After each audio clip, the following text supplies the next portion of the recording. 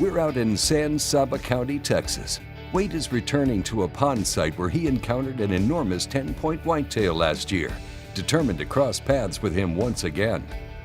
I love water of all sorts. I mean, I love to fish as much as I do hunt, so I'm always drawn to the water. So when I can combine the two together and hunt near a water source, it doesn't matter if it's just an old crawdad mud hole or a beautiful stream or you know, a pond or a lake edge. Those are some of my most memorable hunts for some reason, and I guess it's got to be because of that love of the water. You know, there's just so many game species that are going to show up around a water hole. This is always one of my favorite times of the day, going out, getting ready to go to a stand. The anticipation's high.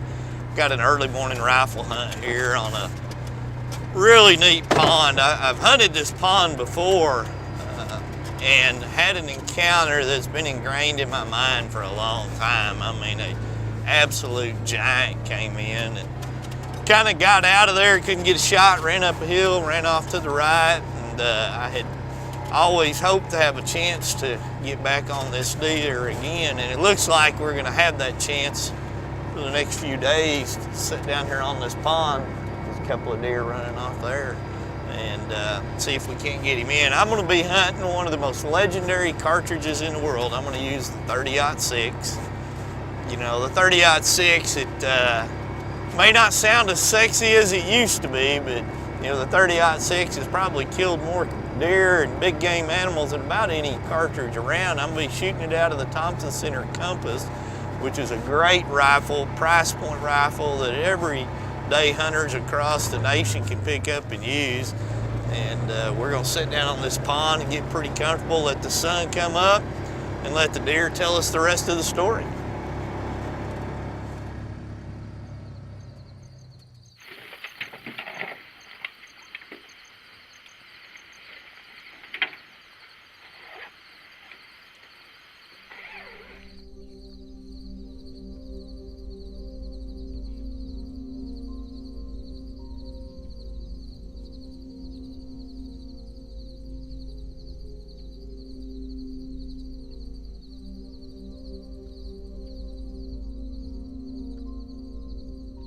When you're hunting in the mornings, every minute is in your favor. When you're hunting in the evening, every minute that goes away, you're losing ground. You're losing that ability to see. This being a morning hunt, I'm literally watching my watch thinking, okay, I'm gonna be able to see a little more. I'm gonna be able to see a little more, and what's coming on the sides of us. And you can just see these deer out there, its shapes moving around. Every now and then I can definitely make out a big rack. You've got all the different sounds, you know, on that particular deal. I mean, there's bass feeding on the shallows in the grass. You can hear the frogs, you know, the hum of the mosquitoes, the beginning of the sounds of the first birds chirping, you know, deer walking through there. You can hear some snort wheezes. You can hear some grunting going on. Heard a little tussling off to the side. You know, if that to me, whether you shoot one or don't shoot one, that's the coolest part of getting up at, you know, 4:30 in the morning and riding out to the stand, is just hearing that and watching nature wake up. While the sun continues to rise on this chilly morning, will our elusive buck make his return to the watering hole, or will he continue to evade Wade? Stay tuned.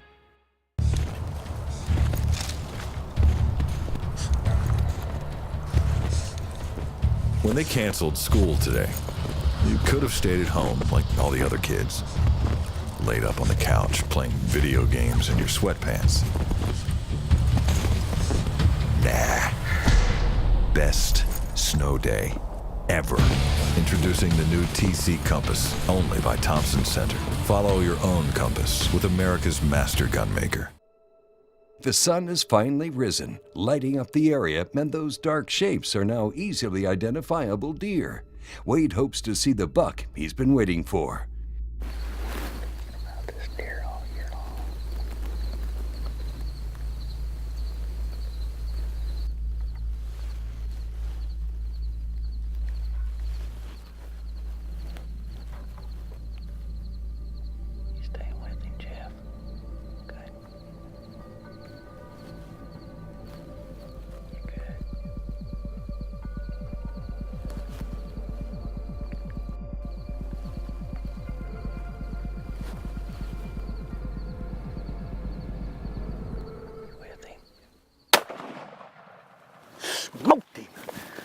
mean, smoked it. That is a giant.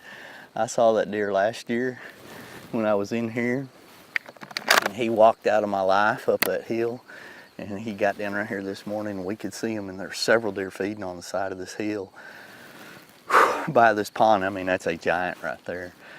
And the same thing last year, he got down around that pond, something spooked him, they all took off, run off. But this time he came back this way instead of going out, and I had to take him kind of walking out across there. I mean, he got in that little valley right there walking the whole time, and I knew this gun here. I mean, we've hauled it to New Zealand, we've hauled them around Texas, we've hauled them to many places, and I mean, they just shoot great. 30-06 was the caliber today, and we're fixing to go put our hands on an old giant right there. Woo! Give me some, Rusty. Oh, man.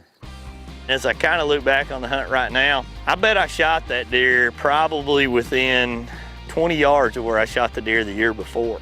The deer I shot the year before was just up and slightly to the left of where that one was taken at. So that pond, that little area, you talk about special memories and good times and a history. I don't think it gets much better than that. This pond's been good to me. Full of fish, it's fun to sit there and watch them. Get them swimming away from the bank right now. Now I'm wanting to speed up. I can see antlers from here. We all know he's down. Look at that. That's a thing of art right there. That is beautiful right there. Look at this. Oh, he's even got a little kicker.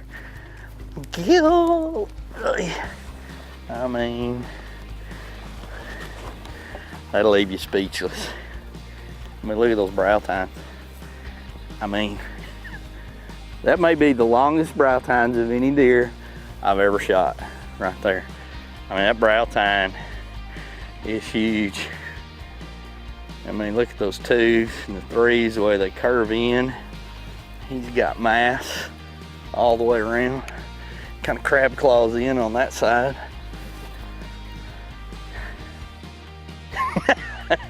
When you shoot deer like this, you end up being a little speechless at the end. You just kind of look at them and go, wow. I mean, those bases, I mean, I can't even get my fingers all the way around them. Holds it out to there. We got in here this morning to set up, and you could see several deer out there just kind of milling around, and you know, really well before we obviously could even legally shoot. You could see their shapes, and there was another really nice 10 and several other deer. You could hear them snort wheezing. There was fighting going on, and when they do that, you know, they'll get to running around and spooking out of the area and changing position. And I just literally spent time looking at the ground. Then I'd look up through my binoculars waiting for it to get daylight, and they got to running, chasing, and fighting. And next thing you know, they all kind of cleared out. There's probably a dozen deer in there. And then he came back down the side of that hill and just kind of kept walking and was working towards this little oak mott. And I knew this little ditch was right here from last year, and when he stepped up, I mean, he just gave me everything you could ever want. Perfectly broadside, just right across the pond. Squeeze the trigger. I'm shooting the TC Compass with a 30-06, Cabela's HD Instinct scope on there. I mean, everything's lit up perfect, and the end result was dead right there of a giant buck. Well, after an exciting morning, Wade has come out victorious after dreaming about this massive buck for the last year. And that certainly is one beautiful 10-point Texas whitetail. The serenity of hunting across a pond reflects how rewarding it can be to get back to the basics. Well, as we wrap up and make our way back to home base, Wade has a few more thoughts on what he enjoys most about hunting the legendary whitetail deer. Whitetail deer are so cool because they have such different characteristics. Every one of them's different. Every year they're different. Sometimes they're bigger, sometimes they're smaller. Sometimes they get some funky points, sometimes they, you know, are just as traditional as can be. That's why I think, you know, whitetail are, you know, North America's most sought after game animal. I would argue that point for days, just because you can hunt them in so many different ways, means, methods, and manners, and states, and locations, and they're all so cool. They've all got a unique character. They've all got a unique attitude to them. This particular buck is I love these kind of deer where their tines are chocolate and they curve in. I mean, what a buck. Just what a buck. Not only to fill the freezer, but to hang on the wall.